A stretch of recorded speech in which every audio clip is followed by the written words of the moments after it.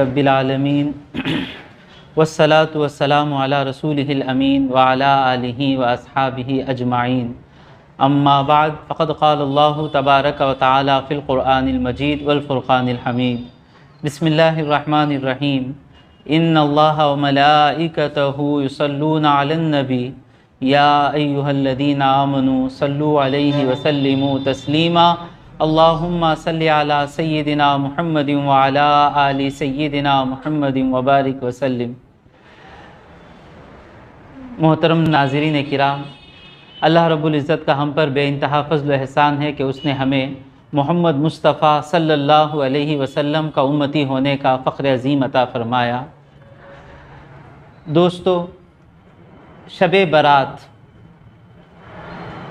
آج یہ نام بھی ہمارے درمیان جھگڑے کا سبب بن گیا، تو اس امید پر یہ تقریر ہے کہ اللہ تبارک و تعالی ہم کو سچ کو ماننے اور جو چیز غلط ہے اسے چھوڑنے کی توفیق عطا فرمائے۔ شب برات، شب کہتے ہیں رات کو، برات کہتے ہیں چھٹکارا، بچنا، نجات۔ انشاءاللہ اس رات کو کیوں برات کہتے ہیں انشاءاللہ آگے میں بتاؤں گا۔ عربی میں اس کو لیلۃ نصف من شعبان کہتے ہیں، یعنی شعبان کی 15ویں رات۔ اس رات کی فضیلت حدیثوں سے ثابت ہے۔ تھوڑا صبر سے پوری تقریر سن لیں۔ آج ہمارا ایسا نظریہ بن گیا ہے کہ میں جو چیز سننا چاہتا ہوں یا میں جو چیز سننا چاہتی ہوں وہی سنوں گا۔ اس کے خلاف کوئی بات آ گئی اسے سنیں گے ہی نہیں۔ یہ مومن کی نشانی نہیں ہے، غور سے سنیں۔ تو شعبان کی 15ویں رات، اس رات کی فضیلت حدیثوں سے ثابت ہے۔ انشاءاللہ تبارک و تعالی آپ کے سامنے حدیث بھی پیش کریں گے اور انشاءاللہ اسکرین پر وہ حدیث بھی ہم ڈالیں گے۔ کیا قرآن سے اس رات کی فضیلت ثابت ہے؟ اس میں اختلاف ہے۔ انشاءاللہ تقریر کے آخر میں اس پر بھی بحث ہوگی۔ تو شعبان کی 15ویں رات، چند لوگوں کا یہ سمجھنا ہے کم علمی کی وجہ سے کہ اس رات کے بارے میں کوئی حدیث ہے ہی نہیں، یا جو بھی حدیث ہے سب جھوٹی حدیث ہے، نعوذ باللہ، یا جو بھی حدیث ہے ضعیف حدیث ہے، یہ سب غلط ہے۔ پوری ذمہ داری کے ساتھ میں کہہ رہا ہوں، اور اس کو جو بات کہی جائے گی اگر کوئی سچا عالم اس کا رد کر دے ہم واپس لے لیں گے۔ تو معاذ بن جبل رضی اللہ تعالیٰ عنہ سے مروی حدیث ہے، اس کو امام طبرانی نے روایت کیا ہے، اور ابن ماجہ میں بھی حدیث ہے، بیہقی میں بھی حدیث ہے، اور امام ابن حبان نے اس کو صحیح کہا۔ امام ابن حبان کے پاس یہ حدیث صحیح ہے، اور بہت سے محدثین کے پاس یہ حدیث جید سند کے ساتھ ہے، یعنی حدیث صحیح اور حسن کے درمیان جید ہے، اور کم سے کم یہ حدیث حسن ہے۔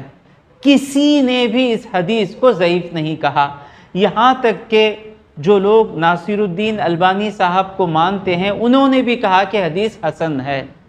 تو وہ برکت والی حدیث کیا ہے؟ معاذ بن جبل رضی اللہ تعالیٰ عنہ فرماتے ہیں عن النبی صلی اللہ علیہ وسلم، کہ نبی صلی اللہ علیہ وسلم سے روایت کرتے ہیں، قال، حضور صلی اللہ علیہ وسلم نے فرمایا، یطلع اللہ فی لیلۃ نصف من شعبان، شعبان کی 15ویں رات کو اللہ تبارک و تعالی توجہ فرماتا ہے۔ ایک روایت میں آگا یطلع اللہ الی جمیع خلقہ لیلۃ نصف من شعبان، اللہ تبارک و تعالی اس کی تمام مخلوق پر شعبان کی 15ویں رات نظر کرم فرماتا ہے، توجہ فرماتا ہے۔ توجہ فرمانا کب کہتے ہیں؟ جب کوئی ڈاکٹر اپنے خاص پیشنٹ پر غور کرتا ہے کہ اس کا خیال کرنا ہے، یا باپ اپنے بچوں پر محبت سے دیکھتا ہے نا، اس کو کہتے ہیں توجہ فرمانا۔ تو یہ لفظ حضور استعمال کر رہے ہیں کہ شعبان کی 15ویں رات، شب برات کو ساری رات اللہ تبارک و تعالی اپنے سارے مخلوق پر نظر کرم فرماتا ہے، محبت سے مخلوق کو دیکھتا ہے۔ اور پھر کیا کرتا ہے اللہ؟ فَيَغْفِرُ لِجَمِيعِ خَلْقِهِ، اپنی تمام مخلوق کو معاف کر دیتا ہے۔ جس نے معافی مانگی اللہ تبارک و تعالیٰ سے، سب کو اللہ تبارک و تعالیٰ معاف فرما دیتا ہے، اللہ سوائے دو لوگوں کے۔ جو معافی مانگے گا گناہوں سے سب کی معافی ہو جائے گی، دو لوگ، لمشرک جو شرک کرتا ہے، اللہ کے ساتھ کسی اور کو شریک کرتا ہے، او مشاہن، مشاہن وہ ہے جو دل میں کینہ رکھتا ہے، انگلش میں کہتے ہیں انمیٹی، نفرت دلوں میں رکھنا، مسلمانوں کی، اپنے رشتہ داروں کی، کسی بھی مسلمان کی نفرت دل میں رکھنا، یہ خراب عادت ہے، یہ بری عادت ہے، انشاءاللہ اس پر میں پھر آؤں گا۔ تو جو دل میں کینہ رکھتا ہے اس رات بھی اس کی مغفرت نہیں ہوتی۔ اللہ تبارک و تعالی ہمیں توفیق دے کہ شب برات میں ہم سب کو معاف کر دیں، سب کو معاف کر دیں۔ اب یہ رہی حدیث، اس کا کوئی انکار نہیں کر سکتا۔ اس حدیث سے ثابت ہو گیا کہ شب برات برکت والی رات ہے، ساری رات اللہ تبارک و تعالی توجہ فرماتا ہے۔ اب اس رات میں کیا کرنا ہے، اس رات میں کیا ملتا ہے؟ امام شافعی رحمۃ اللہ علیہ، امام شافعی بڑے امام، اپنی کتاب الام، کیا کتاب ہے؟ الام، آپ کی بڑی معتبر کتاب ہے، مشہور کتاب ہے۔ اس میں آپ فرماتے ہیں وَبَلَغَنَا أَنَّهُ كَانَ يُقَالُ، ہمیں یہ بات پہنچی ہے کہ کہا گیا ہے، کیا کہا گیا ہے؟ إِنَّ الدُّعَاءَ يُسْتَجَابُ فِي 5 لَيَالٍ، 5 راتوں میں دعا قبول ہو جاتی ہے۔ وہ 5 راتیں کیا ہیں؟ لیلۃ القدر تو سب مانتے ہیں، اس کے علاوہ یہ 5 راتیں کیا ہیں؟ امام شافعی فرماتے ہیں فی لیلۃ الجمعہ، جمعہ کی رات، یعنی جمعہ آنے سے پہلے جو جمعرات اور جمعہ کے درمیان کی رات ہے، ہر ہفتہ ہر جمعرات کی رات، جمعرات اور جمعہ کے درمیانی رات، اس میں جو دعا کریں گے قبول ہوگی۔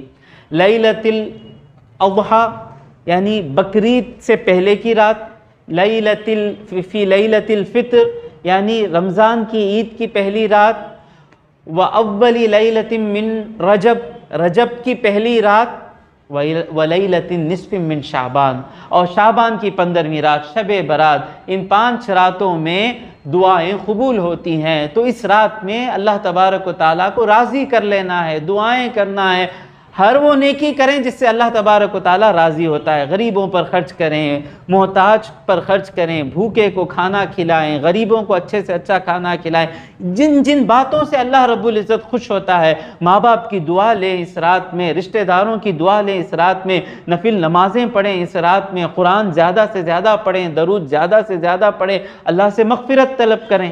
تو اس طرح یہ رات گزارنی ہے۔ اور ایک حدیث سنیں، لوگ یہ سوال کرتے ہیں کہ طبرانی کیا ہے، ابن حبان کیا ہے، بیہقی کیا ہے؟ یہ لا علمی کی وجہ سے سیاہ ستہ کو ہی جانتے ہیں، بخاری، مسلم، ترمذی، نسائی، ابن ماجہ، ابو داؤد۔ تو ترمذی کی حدیث ہے، اور اس حدیث کو امام ابن ماجہ میں بھی روایت کیا ہے، امام بیہقی نے بھی روایت کیا ہے، اور اسی معنی میں ایک حدیث ہے جسے امام احمد نے بھی مسند میں روایت کیا ہے کہ بی بی عائشہ صدیقہ رضی اللہ تعالی عنہا سے مروی ہیں، فرماتی ہیں کوئی یہ نہ کہے کہ یہ حدیث ضعیف ہے۔ ضعیف کا معنی کیا ہے؟ ضعیف حدیث مطلب جھوٹی حدیث نہیں، جھوٹی حدیث کو کذب، موضوع کہا جاتا ہے، گڑھی ہوئی حدیث۔ ضعیف کا معنی ہے کمزوری، اس کی سند میں تھوڑی کمزوری ہے۔ اب کوئی آدمی کوئی چیز اٹھا رہا ہے، کمزور ہے، اگر کوئی دوسرا کمزور آدمی ساتھ دے دے تو کیا ہوتا ہے؟ چیز اٹھ جاتی ہے نا۔ اسی طرح قاعدہ ہے، یعنی عوام کو سمجھ میں آنے کے لیے ایسی مثال کہہ رہا ہوں میں، کہ جب ضعیف حدیث آ گئی اس کے ساتھ اور ایک ضعیف حدیث آ جاتی ہے تو ایک دوسرے کو وہ طاقت دے دیتے ہیں، حسن لغیرہ بن جاتی ہے۔ تو اس کی کئی اور ضعیف حدیثیں ہیں جو اس حدیث کو طاقت دے رہی ہیں، اور یہ حدیث حسن لغیرہ بن رہی ہے، یعنی مقبول ہے، کوئی دھوکہ نہ دے کہ حدیث ضعیف ہے۔ اس طرح کے شرارتیں دین میں نہیں کرنی چاہیے، ہے تو ہے الحمدللہ، نہیں ہے تو نہیں ہے۔ تو بی بی عائشہ صدیقہ رضی اللہ تعالی عنہا فرماتی ہیں فقدت رسول اللہ ذات لیلۃ، ایک رات حضور میرے ساتھ تھے، میری رات تھی، میرے ساتھ رہنا تھا حضور کو، میں نے حضور کو نہیں پایا میرے پاس، میرے ساتھ آرام فرمائے، اچانک میری آنکھ کھلی تو میں کیا دیکھتی ہوں کہ حضور صلی اللہ علیہ وسلم میرے ساتھ نہیں ہے۔ فخرجت اطلبہ، میں نکلی آپ کو تلاش کرتی ہوئی۔ فاذا ہوا بالبقیع، تو میں ڈھونڈتی ہوئی گئی تو میں نے آپ کو بقیع میں پایا۔ یہ بقیع کیا ہے؟ جنت البقیع، یعنی مدینے میں جو قبرستان، مبارک قبرستان ہے جہاں صحابہ آرام فرما رہے ہیں، اس بقیع میں نے حضور کو پایا۔ کس حالت میں پایا؟ رافعا رأسہ الی السماء، آپ اپنا سر آسمان کی طرف اٹھائے ہوئے ہیں، دعا کر رہے ہیں۔ فقالا، جب حضور نے مجھے دیکھا تو کہا، یا عائشہ، اے عائشہ، اکنتی تخافینا، کیا تم ڈرتی تھیں ان یحیف اللہ علیک ورسولہ، کہ اللہ اور اس کا رسول تم پر زیادتی کر دے؟ کام اللہ رسول اللہ کا ہے، حضور کیا کہہ رہے ہیں؟ اللہ اور اس کا رسول زیادتی کر لے۔ مطلب کیا؟ حضور جو بھی کام کرتے ہیں اللہ کی مرضی سے کرتے ہیں۔ اللہ، تم یہ سمجھتی ہو کہ اللہ اور اس کا رسول تم پر زیادتی کر دے؟ مطلب کیا؟ آج تمہاری رات تھی، تمہاری رات میں تم کو چھوڑ کر کسی اور زوجہ مبارکہ کے پاس چلے جاؤں، اور بیوی کے پاس چلے جاؤں تو یہ ظلم ہوا نا؟ تو تم نے سمجھا کہ میں نے تم پر زیادتی کر دی؟ حضور کہہ رہے ہیں اللہ نے اور اس کا رسول نے، مطلب حضور جو بھی کریں گے اللہ کی مرضی سے کریں گے۔ اگر اس رات کو آپ کو چھوڑ کر کسی اور بیوی کے پاس جائیں گے بھی تو اللہ کے حکم سے ہی جائیں گے نا، تو یہ ناانصافی ہوئی۔ کیا تم نے سمجھا کہ میں نے ناانصافی کی؟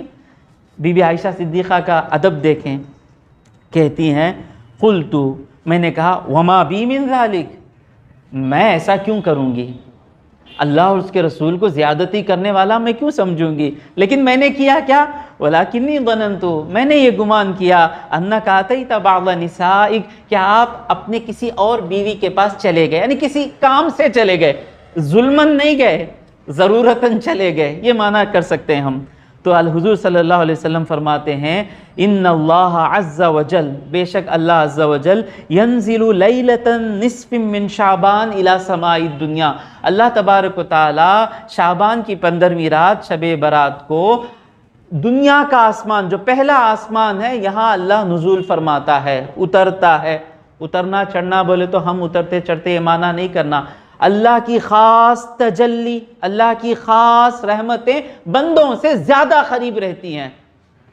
ہر لمحہ مومن سے اللہ کی رحمتیں ہیں، لیکن اس رات بندوں سے اللہ تعالیٰ کی رحمت بالکل قریب ہے، پہلے آسمان پر رہتی ہے ساری رات، سورج غروب ہونے سے لے کر فجر تک، الی سماء الدنیا۔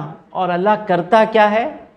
پہلے آسمان پر تجلی فرما کے فیغفر، اللہ معاف کرتا ہے۔ اللہ تیرا لاکھ لاکھ شکریہ مولا، اللہ ہم کو شب برات میں، اس شب برات میں اللہ کرے کہ ہمارے تمام گناہوں کی معافی ہو جائے۔ فیغفر، اللہ معاف فرماتا ہے، لأکثر من عدد شعر غنم کلب، کلب ایک قبیلے کا نام ہے، کلب قبیلہ مشہور تھا بکریوں کے لیے، وہاں پہ زیادہ بکریاں ہوتی ہیں، تو حضور فرماتے ہیں کلب میں جتنی بکریاں ہیں، ان بکریوں کے جتنے بال ہیں، ان بالوں سے زیادہ لوگوں کو اللہ معاف کر دیتا ہے۔ چند لوگوں نے یہ معنی کیا کہ ان بکریوں کے بالوں سے زیادہ گناہوں کو معاف کر دیتا ہے، چند لوگوں نے معنی کیا کہ بکریوں کے بالوں سے زیادہ لوگوں کو اللہ معاف کر دیتا ہے۔ اسی لیے ہم اس رات اپنے جو مرحومین ہیں، جو انتقال ہو گئے، ان کے لیے بھی مغفرت طلب کرتے ہیں۔ ہم زندہ ہیں ہمارے لیے مغفرت مانگنے کے لیے، سدھرنے کے لیے، زیادہ نعمتیں، لیکن وہ تو انتقال ہو گئے نا، اللہ تو سب پر کرم کر رہا ہے نا، وہ بھی تو قبروں میں ہے نا، تو ہم خاص ان کے لیے بھی دعا کرتے ہیں۔ سمجھ گئے نا؟ یہی حدیث امام بیہقی نے اسی حدیث کو روایت کیا ہے، اس میں چند اور الفاظ ہیں، چند اور باتیں ہیں، آپ مزہ لیں گے کہ بی بی عائشہ فرماتی ہیں، اس حدیث میں کہا تھا کہ میں جنت البقیع میں گئی تو حضور کو پایا کہ اپنا سر بلند کیے ہوئے۔ اس حدیث میں کیا ہے کہ فرماتے ہیں قام رسول اللہ صلی اللہ علیہ وسلم من اللیل یصلی، حضور رات میں کھڑے ہو کر نماز پڑھ رہے تھے، جب آپ گئے تو دیکھا کہ نماز پڑھ رہے ہیں۔ فاطال السجود، آپ نے سجدہ بہت طویل کر دیا، بہت لمبا سجدہ۔ حتی ظننت، یہاں تک کہ مجھے یہ خیال ہوا انہ قد قبض، کہ آپ انتقال فرما گئے، اتنا لمبا سجدہ۔ فلما رأیت ذلک، جب میں نے وہ دیکھا، قمت، میں اٹھی، حتی حرکت ابہامہ، میں نے آپ کے انگوٹھے مبارک کو ہلایا دیکھنے کے لیے کہ زندہ ہیں۔ فتحرکا، تو انگوٹھے میں حرکت ہوئی۔ فلما رفع، جب حضور نے فلما رفع رأسہ من السجود، جب حضور نے سجدے سے سر اٹھا لیا، وفرغ من صلاتہ، اور اپنی نماز سے فارغ ہوئے۔ کیوں اتنا لمبا سجدہ تھا؟ حضور جب تنہا سجدہ پڑھتے تو تنہا نماز پڑھتے، سجدے تو لمبے ہی تھے۔ کیوں؟ کیونکہ حضور نے خود ہمیں سکھایا ہے کہ بندہ کب اللہ سے زیادہ قریب ہوتا ہے؟ سجدے کی حالت میں بندہ اللہ سے زیادہ قریب ہوتا ہے۔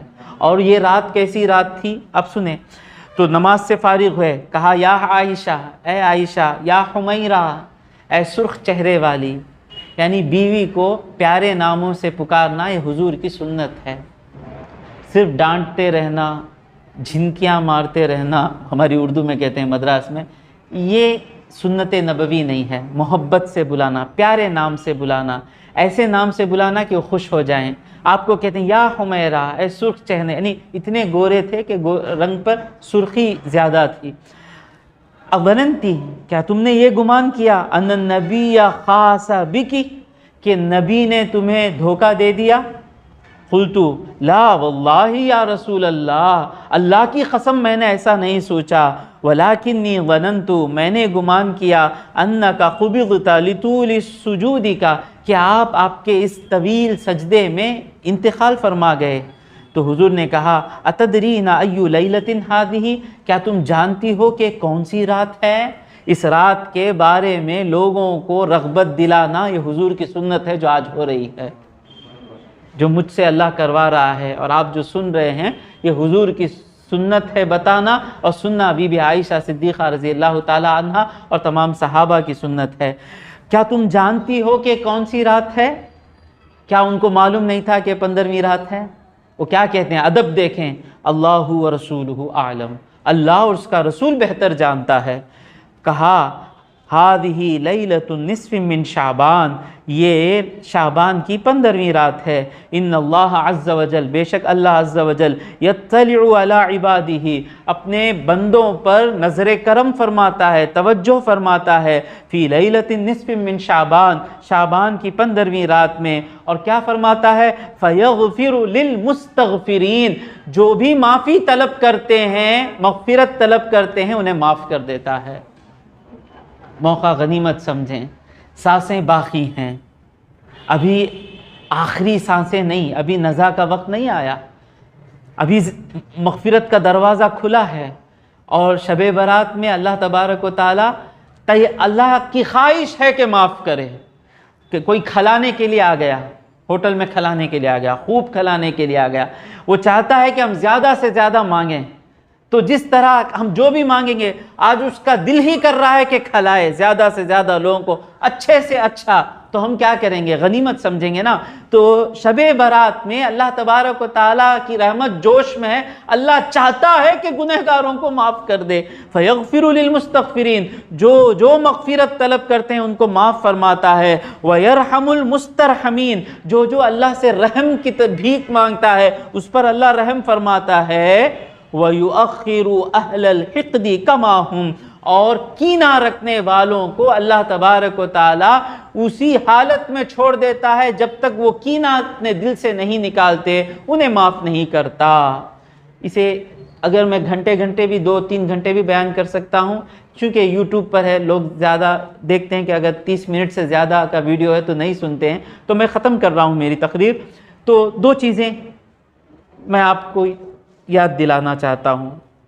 ایک، پتہ چلا کہ آج کی رات بھی جب اللہ اتنی مغفرت کر رہا ہے، ایک چیز اللہ کو اتنی ناپسندیدہ ہے کہ وہ جس کے پاس ہو اسے معاف نہیں کرے گا۔ وہ کیا ہے؟ کینہ۔ کینہ کیا ہے؟ دل میں لوگوں کی نفرت رکھنا، بدلے کی آگ دل میں رکھنا، ان کی بربادی کا انتظار کرنا، یہ مومن کی شان نہیں ہے۔ بچپن سے جب سے میں شب برات کی حدیثیں سنتا آ رہا ہوں، اللہ کے فضل سے ایسا نہیں ہے کہ ہمارا دل کسی نے دکھایا نہیں، ایسا نہیں ہے کہ کسی نے ہمارے پیچھے ہماری عزت کو پامال کیا نہیں ہوا ہے، لیکن یہ حدیث ہمیں سنبھال لیتی ہے۔ اللہ کے فضل سے کسی کی بربادی کا انتظار دل میں نہیں ہے، کسی سے بدلہ لینا دل میں نہیں ہے۔ جب بھی خبر کان میں پڑتی ہے کہ کوئی پیٹھ پیچھے برا بھلا کہتا ہے، منہ سے یہی بات نکلتی ہے کہ اللہ ان کو معاف کر دے، اللہ ان کو نیک توفیق دے۔ اگر کبھی ہمارا شیطان ہم کو بھڑکاتا ہے اس سے بدلہ لو، تو یہ حدیث ذہن میں لاتے ہیں تو شیطان کمزور پڑ جاتا ہے۔ تو دوستو آج سب کو معاف کر دیں گے، کیونکہ ہماری معافی ہونی چاہیے نا۔ اگر کسی نے زیادہ ہم پر ظلم کیا ہے تو ایک آیت میں آپ کو بتاتا ہوں کہ وہ آیت ذہن میں رکھیں گے تو بڑے سے بڑے ظالم کو بھی معاف کرنا ہمارے لیے آسان ہو جائے گا۔ وہ آیت کیا ہے؟ اللہ تبارک و تعالی ہمیں کہتا ہے کہ دوسروں کو معاف کرو، ہم معاف کریں گے تو ہمیں کیا ملے گا؟ الا تحبون ان یغفر اللہ لکم، کیا تمہیں یہ پسند نہیں ہے کہ اللہ تمہیں معاف کرے؟ کوئی ہم پر بڑا ظلم کیا، ہم نے اللہ کے خاطر اس کو معاف کیا، تو اللہ کہہ رہا ہے تو نے میرے خاطر اس کو معاف کیا، تیرا جو بڑا گناہ ہے اس کو میں معاف کروں گا۔ اللہ ہمارے درجے بلند کرے گا۔ مغفرت ہی ہمیں چاہیے۔ اس دنیا سے قبر میں جائیں گے مغفرت لے کر جائیں گے، یہ دشمنی یہیں پہ رہ جائے گی، یہ بدلہ لینا یہیں پہ رہ جائے گا، کسی کی بربادی کا انتظار کرنا یہیں پہ رہ جائے گا، لیکن جنازے میں ہمارے ساتھ کیا نکلے گی؟ انشاءاللہ اللہ رب العزت کی مغفرت نکلے گی۔ تو آج میرے دوستو، آج یہ معاف کر دینا ہے، آج سب کو معاف کر دینا ہے، سب کو معاف کر دینا ہے۔ اور دوسری چیز مشکل یہ ہے کہ آج ہمیں مغفرت کی ضرورت نہیں ہے، معافی ہو جاؤ۔ ایک یہ کہ ہم اپنے آپ کو گنہگار سمجھتے ہی نہیں، میں کیا بھی غلطی نہیں کرا حضرت، میں کسے کیا بھی کری نہیں، میرا کیا بھی گناہ نہیں ہے، یہ مومن کی شان نہیں ہے۔ مومن کتنا بھی نیک ہو، اپنی چھوٹی سی چھوٹی غلطی سے اتنا ڈرتا ہے کہ حضرت عبداللہ ابن مسعود رضی اللہ تعالیٰ عنہ فرماتے ہیں، ان المؤمن، مومن یرا ذنوبہ، اپنے گناہوں کو کیسے دیکھتا ہے؟ یرا ذنوبہ کأن علی رأسہ جبلا، ایسا کچھ لفظ ہے، یعنی اس کے سر پر ایک پہاڑ ہے، اور وہ یخاف ان یقع علیہ، وہ ڈرتا ہے کہ وہ پہاڑ اس کے اوپر گر جائے۔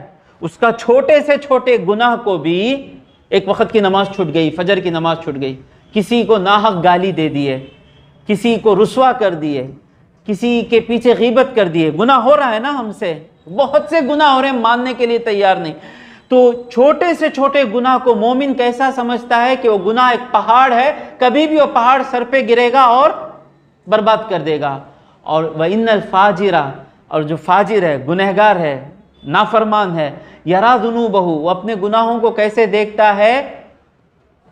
مکھی کی طرح، مکھی آئی ناک پر بیٹھی اور اس طرح اس نے اڑا دیا، بڑے سے بڑا گناہ، زنا ہوا ہے، کسی کو ہم نے سوسائٹی میں رسوا کر دیا، بدنام کر دیا، اس کا جو چھپا گناہ تھا اس کو سب کے سامنے لے کر آئے، بہت بڑا گناہ ہے یہ۔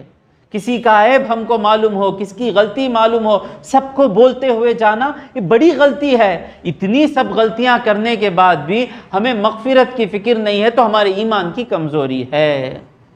تو اور سچی توبہ کیا ہے؟ سچی توبہ جب تک تین چیزیں نہیں رہیں گی سچی توبہ پوری نہیں ہوگی۔ انشاءاللہ کبھی ایک ویڈیو اس پر بنائیں گے سچی توبہ پر۔ پہلی چیز کیا ہے کہ گناہ کو گناہ جاننا، نماز چھٹی تو اس کو گناہ سمجھنا، غیبت کیے تو اس کو گناہ سمجھنا۔ اور دوسرا، اب مان لیے نا کہ میرے سے غلطی ہوئی، اب دوسرا یہ ہے کہ اس پر شرمندگی رہنا، کب تک؟ موت آنے تک۔ وہ گناہ اگر کسی کو کرتا ہوا دیکھیں، یعنی کالج میں کوئی غلطی کیے، اگر کسی اور کو کرتا ہوا دیکھیں، فوراً ہاں میں بھی ایسا ہی کیا نا۔ کوئی نماز چھوڑا جوانی میں، اب ہم ہو گئے، بال سفید ہو گئے، نمازی بن گئے، کوئی نوجوان کو نماز چھوڑتا ہوا دیکھے، اس پر غصہ کرنے سے پہلے میں نے بھی نمازیں چھوڑی نا۔ تو ہر گناہ پر شرمندگی رہنا، جب انسان کو خود کے گناہوں پر شرمندگی رہتی ہے، اسے دوسروں کے گناہ بڑے نہیں دکھتے۔ جسے اپنے گناہ جسے نظر نہیں آتے، اسے دوسروں کی چھوٹی چھوٹی غلطیاں ہاتھی کی طرح بڑی بڑی دکھتی ہیں۔ پہلی چیز کیا؟ گناہ کو گناہ جاننا، ماننا، میرے سے غلطی ہوئی۔ دوسری چیز کیا؟ اس پر شرمندگی رہنا موت آنے تک۔ اور تیسری چیز کیا؟ پکا عزم کرنا کہ آج کے بعد یہ گناہ میں کبھی نہیں کروں گا یا کروں گی۔ تھوڑے لوگ چوتھی چیز بھی ایڈ کرتے ہیں کہ پھر سے وہ گناہ یاد آئے تو مزہ نہیں آنا۔ گناہ کیے نا، شراب پیے، کوئی غلطی کیے، سچی توبہ کی نشانی کیا ہے؟ کیا میں نے سچی توبہ کر لی ہے گناہ سے؟ پھر وہ گناہ یاد آئے نا، مزہ آیا تو ہی گناہ کیے نا، مزہ آیا تو ہی گناہ کیے نا۔ پھر جب گناہ یاد آئے تو مزہ نہ آئے، شرمندگی آئے تو الحمدللہ سچی توبہ ہو گئی ہے۔ برات کا معنی ہے چھٹکارا۔ تو ترمذی کی حدیث میں ہم نے پڑھا نا کہ بنو کلب کی بکریوں سے زیادہ گناہ معاف ہو جاتے ہیں یا لوگوں کی مغفرت ہو جاتی ہے، تو گناہوں سے چھٹکارا ملنے کی رات ہے، اس لیے شب برات کہا جاتا ہے۔ اور قرآن میں کیا اس کا یہ آیت، یہ رات کی فضیلت قرآن سے ثابت ہے۔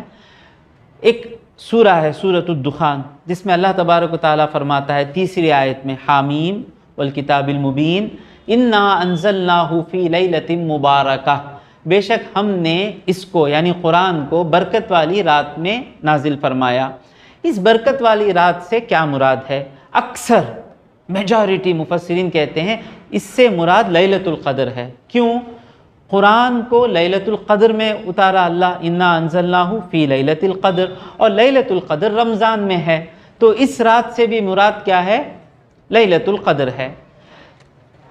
امام حضرت اکرمہ، یہ بہت بڑے تابعی ہیں، بہت بڑے مفسر ہیں، حضرت ابن عباس رضی اللہ تعالیٰ عنہ کے خاص شاگردوں میں سے ہیں، یہ کہتے ہیں کہ اس رات سے مراد شعبان کی 15ویں رات ہے، شب برات ہے۔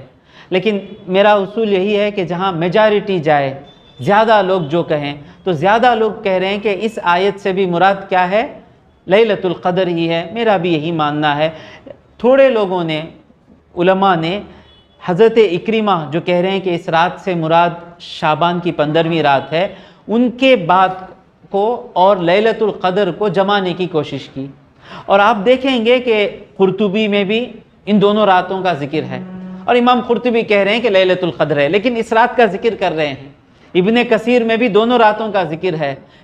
بعد میں امام ابن کثیر کہہ رہے ہیں کہ لیلۃ القدر مراد ہے، اور تفسیر جلالین میں دونوں کا نام ذکر رہے گا۔ آپ تفسیر جلالین کھولیں گے، لیلۃ القدر اور لیلۃ النصف من شعبان، ایسا نہیں ہے کہ بالکل اس رات سے مراد شعبان کی 15ویں رات نہیں ہے، ایسا ہم نہیں کہہ سکتے۔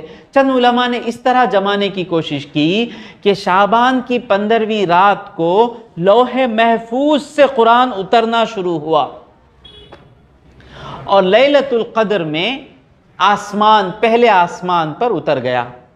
یعنی کتنے دن؟ 15 شعبان سے اگر آپ مانیں کہ 27ویں رات لیلۃ القدر ہے، جو بھی ہے، تو اتنے دنوں تک لوح محفوظ سے آسمانی دنیا تک اترا، یہ شارحین کا ماننا ہے۔ اور اس کے بعد حضرت ابن عباس رضی اللہ تعالیٰ عنہ کا قول ہے، صحیح قول ہے، کہ قرآن پورے کا پورا لیلۃ القدر میں پہلے آسمان پر اتر گیا۔